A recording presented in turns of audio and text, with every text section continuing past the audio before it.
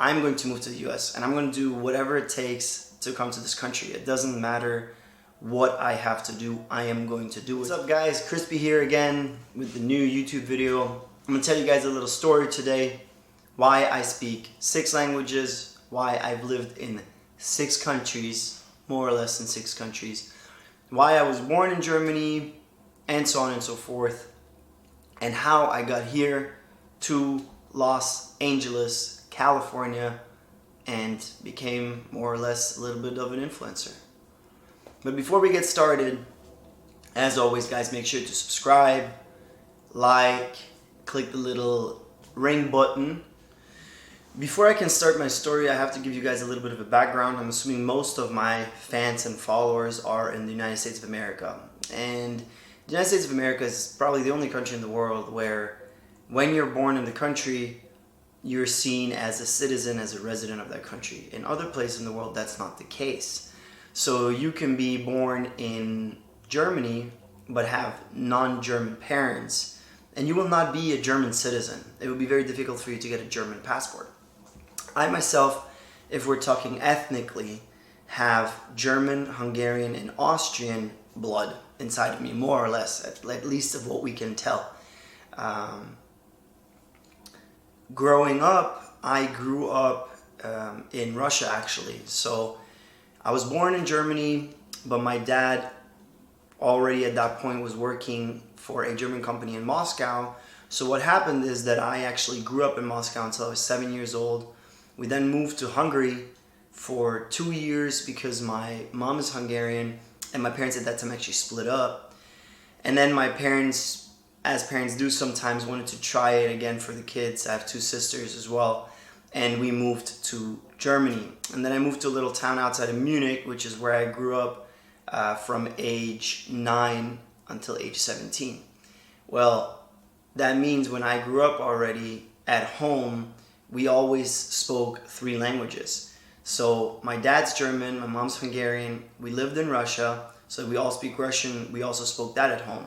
So as I was growing up, actually we spoke a mix of those 3 languages in our household. So that obviously gives you a big bonus in your brain, at least, to learn other languages much easier. So when I was in Germany, I started playing basketball. Believe it or not, I'm 5'9", 175 centimeters, and I love basketball, and I always wanted to play basketball, and my dream back then was to play in the NBA in the United States. So I went on a couple trips to the US. The first time I ever came, it was 2001, and after that I came in 2005 and 2007 again. And at that point I made the decision in 2007, when I was 15 years old, that I'm going to move to the US and I'm going to do whatever it takes to come to this country. It doesn't matter what I have to do, I am going to do it.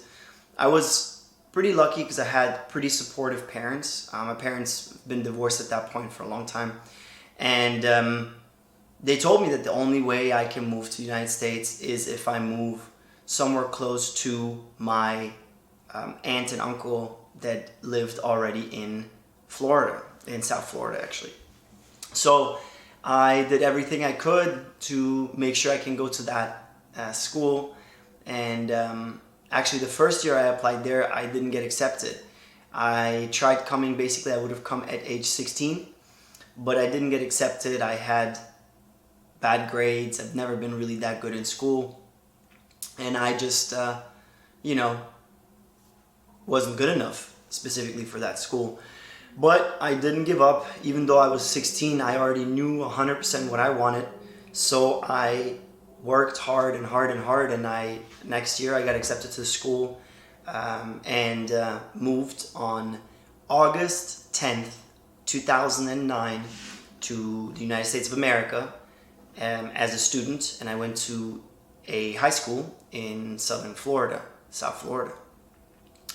When I finished the school there, I had obviously options of going back to Europe or staying in the US. And I, again, wanted to stay in America. So I went off to college actually in San Antonio, Texas. I ended up at that point playing football. I played American football and that was the best school that also wanted me to play there.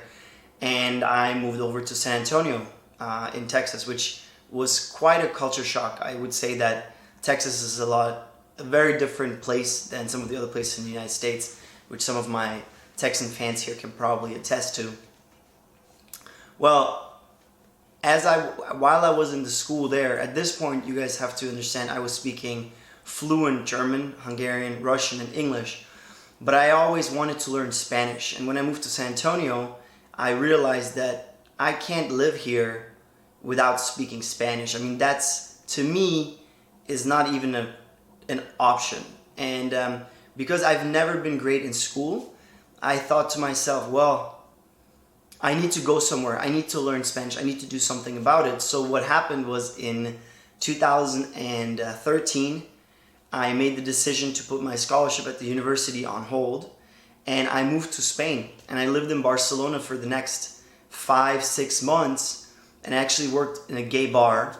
It was the only place that wanted to take me, and I loved it. I mean, it was an incredible experience. And then during those 5 months, I don't want to say perfected, but I left Spain in May of 2014, well, June of 2014, speaking relatively fluent Spanish, which was my 5th language at that point.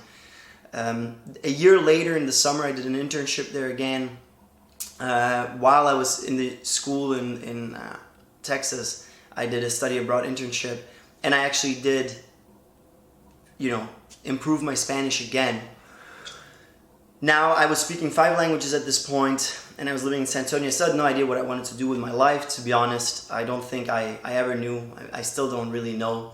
But then I was looking into what would be my next steps. What should I do next? And my options at that point were either I'll play one more season of football, which would have been the fall of 2015, or I do a full study abroad semester. And I did that instead, and I went to Paris. And when I went to Paris, I was only there for about 4 months, but because I spoke very well Spanish already at this point, French didn't come that hard to me.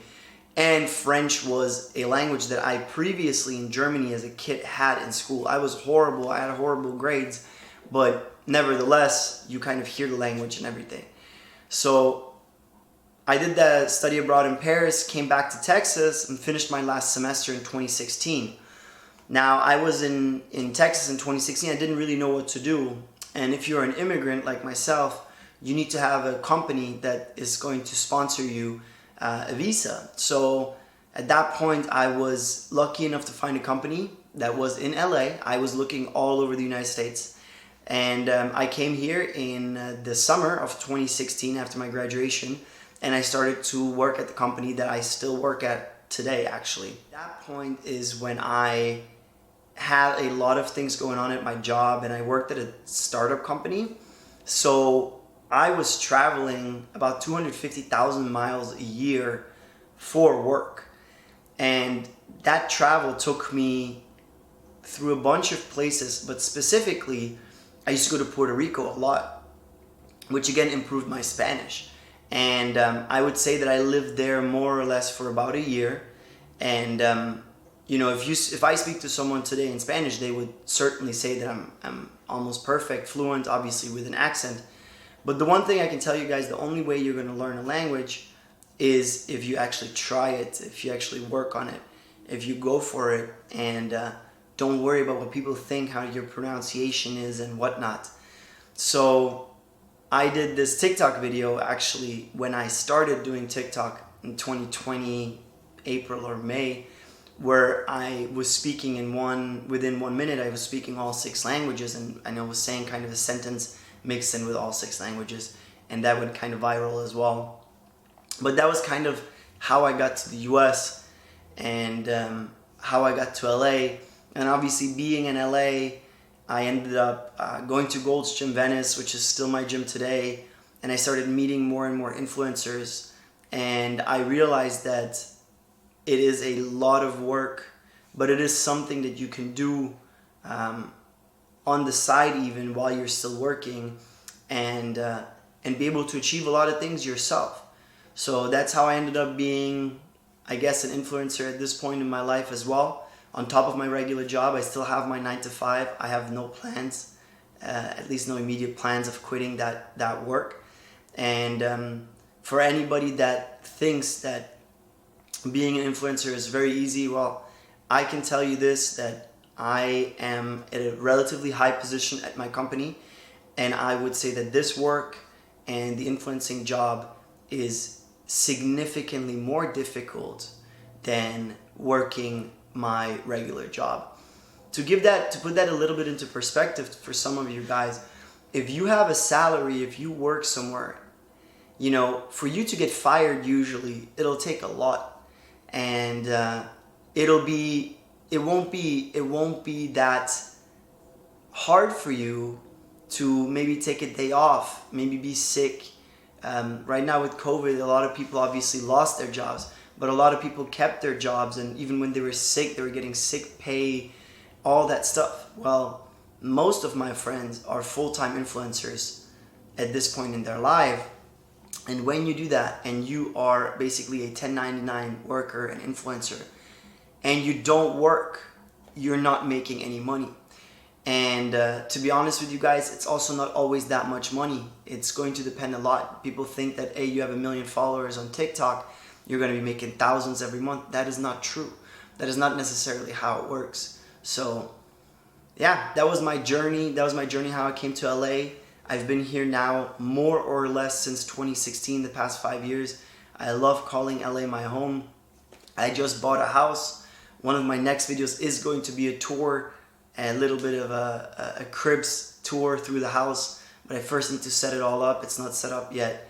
But I hope you guys enjoyed this video, get a little bit of an insight about my personal life, which I don't share that much.